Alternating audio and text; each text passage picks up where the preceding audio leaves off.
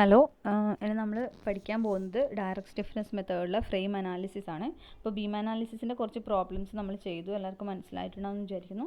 പിന്നെ നമുക്ക് ഫ്രെയിം അനാലിസിസിലേക്ക് കടക്കാം. ഫ്രെയിം അനാലിസിസും ബീം അനാലിസിസ് പോലെ തന്നെ സെയിം മെത്തേഡാണ്, ഒരു ഡിഫറൻസും ഇല്ല.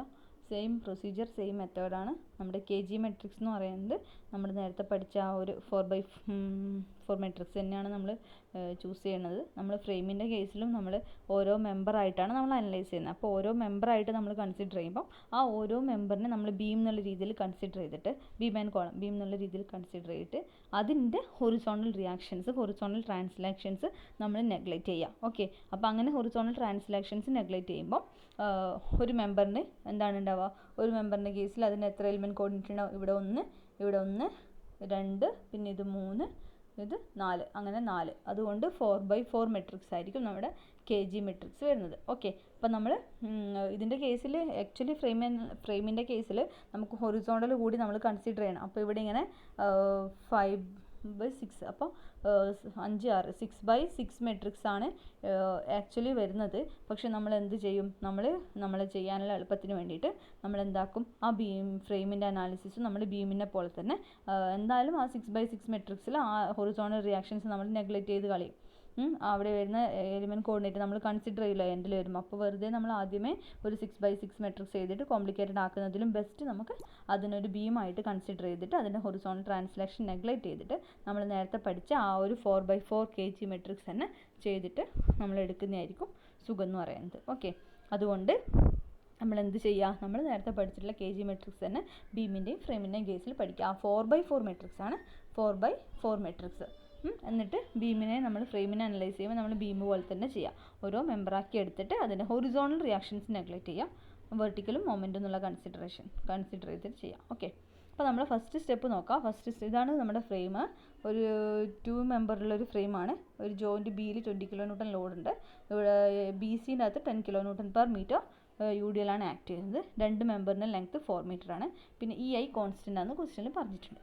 ഓക്കെ, അപ്പോൾ നമ്മുടെ ഫസ്റ്റ് സ്റ്റെപ്പ് എന്ന് പറയുന്നത് DK ആണ്. DK = 3J - M+R ആണ്. ഓക്കെ, അപ്പോൾ ഇവിടെ എത്ര ജോയിൻ്റ് ഉണ്ട് നോക്കാം. 1, 2, 3.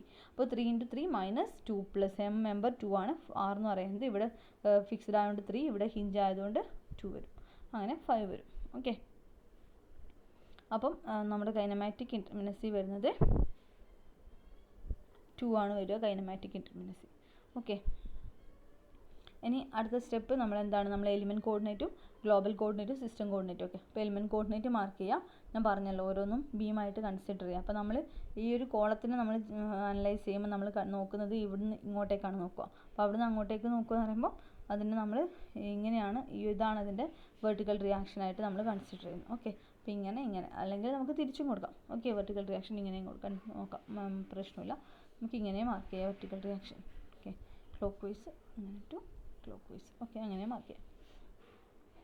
അപ്പോൾ ഇതാണ് അതിൻ്റെ എലിമെൻറ്റ് കോർഡിനേറ്റ് മാർക്ക് ചെയ്തിരിക്കുന്നത് 2 മെമ്പറിൻ്റെയും. ദെൻ ഗ്ലോബൽ കോർഡിനേറ്റും അതുപോലെ തന്നെ നമ്മൾ വെർട്ടിക്കൽ ഹൊറിസോണ്ടൽ കൺസിഡർ ചെയ്യേണ്ടത്. So R1, R2, R3, R4, R5 and R6 എന്ന് വരും. ഓക്കെ, അപ്പോൾ നമുക്ക് DKൻ്റെ വാല്യൂ 2 കിട്ടി. സോ നമുക്ക് 2 ആണ് കൈനമാറ്റിക് ഇൻഡിപെൻഡൻസി എന്ന് പറയുന്നത്. അപ്പോൾ നമ്മൾ കൺസിഡർ ചെയ്യേണ്ടത് ഇതൊക്കെയാണ്: ഈ ജോയിൻറ്റ് ബിയിലുള്ള മൊമെൻറ്റും ജോയിൻറ്റ് സിയിലുള്ള മൊമെൻറ്റും. സോ R4ഉം R6ഉം ആണ് നമ്മളെ എന്ത് വരുന്നത്?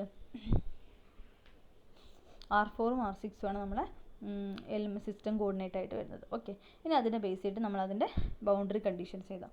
ബൗണ്ടറി കണ്ടീഷൻ ഫസ്റ്റ് എലിമെൻറ്റ് ഇതാണ്. അതിൻ്റെ ബൗണ്ടറി കണ്ടീഷൻ നോക്കാം. എലിമെൻറ്റ് കോർഡിനേറ്റ് 1 0 ആണ്, സോ 0. എലിമെൻറ്റ് കോർഡിനേറ്റ് 2 0 ആണ്, സോ അതുകൊണ്ട് 0. എലിമെൻറ്റ് കോർഡിനേറ്റ് 3 എന്ന് പറയുന്ന റിയാക്ഷൻ ആണ്, അതും 0 ആണ്. അതിനെ നമ്മൾ സിസ്റ്റം കോർഡിനേറ്റ് എടുത്തിട്ടില്ല, സോ അതും 0. ദെൻ എലിമെൻറ്റ് കോർഡിനേറ്റ് 4 മൊമെൻ്റ് ആണ്. നമ്മൾ അതിനെ ഇവിടെ സിസ്റ്റം കോർഡിനേറ്റ് ആയിട്ട് കൺസിഡർ ചെയ്തിട്ടുണ്ട്, സോ അതിൻ്റെ വാല്യൂ R4. ഓക്കെ, ഇനി സെക്കൻഡ് എലിമെൻറ്റ് 1. എലിമെൻറ്റ് കോർഡിനേറ്റ് 1ന് റിയാക്ഷൻ നമ്മളിവിടെ സിസ്റ്റം കോർഡിനേറ്റ് ആയിട്ട് എടുത്തിട്ടില്ല, സോ 0. ഇനി എലിമെൻറ്റ് കോർഡിനേറ്റ് 2 എന്ന് പറയുന്നത് ഇവിടെയുള്ള മൊമെൻറ്റ്, അതിന് നമ്മളിവിടെ സിസ്റ്റം കോർഡിനേറ്റ് കൺസിഡർ ചെയ്തിട്ടുണ്ട്. ആ സിസ്റ്റം കോർഡിനേറ്റ് R4 ആണ്, സോ R4. ഇനി എലിമെൻറ്റ് കോർഡിനേറ്റ് 3 എന്ന് പറയുന്നത് ഇവിടെയുള്ള റിയാക്ഷൻ, അത് 0. ഇനി എലിമെൻറ്റ് കോർഡിനേറ്റ് 4 എന്ന് പറയുന്നത് അവിടെയുള്ള മൊമെൻ്റ് ആണ്. നമ്മളതിവിടെ മൊമെൻ്റ് ആയിട്ട് കൺസിഡർ ചെയ്തിട്ടുണ്ട്. R6 എന്ന് പറയുന്ന എലിമെൻറ്റ് കോർഡിനേറ്റ് ആയിട്ട് കൺസിഡർ ചെയ്തിട്ടുണ്ട്. ഓക്കെ, സോ അത് R6. അപ്പോൾ ഇങ്ങനെയാണ് ബൗണ്ടറി കണ്ടീഷൻസ് വരുന്നത്: 0 0 0 R4, 0 R4, 0 R6. ഓക്കെ, ഇനി അതിന് ശേഷം നമ്മളതിൻ്റെ KG മെട്രിക്സ് നമ്മൾ പഠിച്ച 4x4 മെട്രിക്സ് എഴുതാം. ദെൻ KG1 ആൻഡ് KG2 കണ്ടുപിടിക്കാം. അതാണ് അടുത്ത സ്റ്റെപ്പ്. തേർഡ് സ്റ്റെപ്പ് KG1 കണ്ടുപിടിക്കുക. KG1 കണ്ടുപിടിക്കും EI/L³ നമ്മൾ നേരത്തെ ചെയ്ത പോലെ തന്നെ ഇങ്ങനെ ചെയ്യാം. L എന്ന് പറയുന്നത് 4 മീറ്റർ ആണ്. KG2 കണ്ടുപിടിക്കുക. അവിടെയും L 4 മീറ്റർ ആണ്. അപ്പോൾ KG1 KG2 കിട്ടും. ഓക്കെ. അതിനുശേഷം ബൗണ്ടറി കണ്ടീഷൻസ് ഇതിൽ ഇമ്പോസ് ചെയ്യലാണ് നമ്മൾ അടുത്ത സ്റ്റെപ്പ് എന്ന് പറയുന്നത്. അപ്പോൾ ബൗണ്ടറി കണ്ടീഷൻ ഇമ്പോസ് ചെയ്യുക എന്ന് പറയുമ്പോൾ ഇവിടെ ഫസ്റ്റത്തെ എലിമെൻറ്റിൻ്റെ കേസിൽ KG1ൻ്റെ കേസിൽ ഇവിടെ 0 ഇത് 0 ഇത് R4. ഓക്കെ, R4 വരും. ഇവിടെ 0 ഇവിടെ 0 ഇവിടെ 0 ഇവിടെ R4 വരും. ഓക്കെ, ഇപ്പോൾ ഫസ്റ്റത്തെ column second column third column, then first row second row third row എല്ലാം ക്യാൻസൽ ചെയ്ത് പോകും. ആകെ ഉണ്ടാകുന്ന എലിമെൻറ്റ് എന്ന് പറയുന്നത് ഈ ഒരു 64 R4/R4 എന്ന് പറയുന്ന എലിമെൻ്റ് ആണ്. പുറത്ത് EI/4³ ഉണ്ട്. അപ്പോൾ ആകെ ഉണ്ടാകുന്ന വാല്യൂ ഫസ്റ്റ് മെട്രിക്സിൽ അത് മാത്രം. ഇനി സെക്കൻഡ് മെട്രിക്സിൽ ഇവിടെ 0 ഇത് R4 ഇത് 0 ഇത് R6. First column 0 second column R4 third column 0 fourth column R6. So first column cut ചെയ്യുക, തേർഡ് കോളം കട്ട് ചെയ്യുക, ഫസ്റ്റ് റോവും കട്ട് ചെയ്യുക, തേർഡ് റോവും കട്ട് ചെയ്യുക. അപ്പോൾ എലിമെൻറ്റ് ഇത് ഇങ്ങനെ 4 എലിമെൻറ്റാണ് ഉണ്ടാവുക. ഓക്കെ, ഇനി K മെട്രിക്സ് എഴുതുമ്പോൾ നമ്മൾ R4/R4 ഇങ്ങനെ എഴുതുക. R4ഉം ഇവിടെയും R4 എഴുതുക. ഇനി R4/R4 വരുന്നത് KG1ൻ്റെ അത് 64 ഉണ്ട്. ഇവിടെ പുറത്ത് EI/L4³ ഉണ്ട്. അപ്പോൾ 64 EI/4³ ഫസ്റ്റത്തെ എലിമെൻറ്റ് വരും. ദെൻ KG2 നോക്കുക. KG2 R4/R4 എന്ന് പറയുമ്പോൾ അതും 64 തന്നെയാണ്. അപ്പോൾ അതും 64 EI/4³ വരും. ഓക്കെ, ഇനി അടുത്തത് R6/R4 ആണ്. KG1ൻ്റെ അത് ഒറ്റ എലിമെൻറ്റും ഇല്ല. സോ KG1 കൺസിഡർ ചെയ്യേണ്ട, KG2 മാത്രം കൺസിഡർ ചെയ്താൽ മതി. KG2 R6/R4 എന്ന് പറയുന്നത് 32 ആണ്. സോ അപ്പോൾ 32 EI/L³ നോക്കുക. ഇതാണ് 32 ആണ്. 32 EI/L³ വരും. ഓക്കെ, ഇനി അടുത്തത് R4/R6. R4/R6ഉം KG1ൽ KG2 മാത്രം.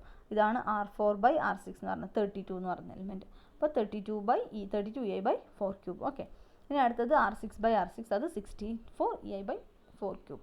ഓക്കെ, അപ്പോൾ ഇത്രയാണ് K മെട്രിക്സ്. ഇനി അതിനെ നമ്മൾ സിംപ്ലിഫൈ ചെയ്ത് എഴുതുമ്പോൾ നമുക്കിങ്ങനെ വരും 2.5.51 × EI എന്നുള്ളതാണ് K മെട്രിക്സ് വരും. ഓക്കെ, ഇനി അതിനുശേഷം നമ്മൾ എന്ത് ചെയ്യുക, അതിൻ്റെ ഫിക്സ്ഡ് ആൻഡ് മൊമെൻറ്റ്സും ഫിക്സ്ഡ് ആൻഡ് റിയാക്ഷൻസും കണ്ടുപിടിക്കുക. അതാണ് സ്റ്റെപ്പ് 5 ചെയ്തിരിക്കുന്നത്. അതിനുശേഷം അതിൻ്റെ ഈക്വാലൻറ്റ് ജോയിൻ ലോഡ് കണ്ടുപിടിക്കുക. അപ്പോൾ ഇങ്ങനെയാണ് ഈക്വാലൻറ്റ് ജോയിൻ ലോഡ് വരുന്നത്. ഓക്കെ, അതിനുശേഷം കമ്പൈൻഡ് ജോയിൻ ലോഡ്, ഇത് കമ്പൈൻഡ് ജോയിൻ ലോഡ് ചെയ്തു. ഇനി R മെട്രിക്സ് ഫോം ചെയ്യുക. R മെട്രിക്സ് എന്ന് വെച്ചാൽ നമ്മൾ സിസ്റ്റം കോർഡിനേറ്റിന് കറസ്പോണ്ടിങ് ആയിട്ടുള്ള ഈക്വാലൻറ്റ് ജോയിൻ ലോഡിൻ്റെ വാല്യൂ. R4 കറസ്പോണ്ടിങ് ആയിട്ട് 13, സോ 13. R6 കറസ്പോണ്ടിങ് ആയിട്ട് 13 തന്നെയാണ്, പക്ഷേ ഇത് ആൻറ്റി ക്ലോക്ക് വൈസ് ആണ്. സോ -13.33 എന്ന് വരുന്നത്. ഓക്കെ, ഇനി R മെട്രിക്സ് K ഇൻവേഴ്സിൻ്റെ ക്യാപിറ്റൽ R മെട്രിക്സിൻ്റെ വാല്യൂ കിട്ടും. ദെൻ Q1 മെട്രിക്സ് കണ്ടുപിടിക്കുക. നമ്മൾ ചെയ്യുന്ന പോലെ തന്നെയാണ്. Q1 കണ്ടുപിടിക്കുമ്പോൾ സ്മോൾ q1 കണ്ടുപിടിക്കണം. സ്മോൾ q1 എന്ന് പറയുമ്പോൾ നമുക്കറിയാം നമ്മളെന്താണ് ബൗണ്ടറി കണ്ടീഷൻ ഇല്ല, ആ ബൗണ്ടറി കണ്ടീഷൻ അനുസരിച്ചിട്ട് ഈ വാല്യൂ ഈ R1 ഈ ഫസ്റ്റത്തെ വാല്യൂ എന്ന് പറയുന്നത് R4 ആണ്, ഇത് R6 ആണ്. അപ്പോൾ അതിനനുസരിച്ച് Q1ൻ്റെ വാല്യൂസ് നിങ്ങൾ എഴുതുക. ഓക്കെ, 000 11.42 EI എന്ന് വരും EI വരും. ഓക്കെ, ഇനി അതിനുശേഷം Q1 കണ്ടുപിടിച്ചു.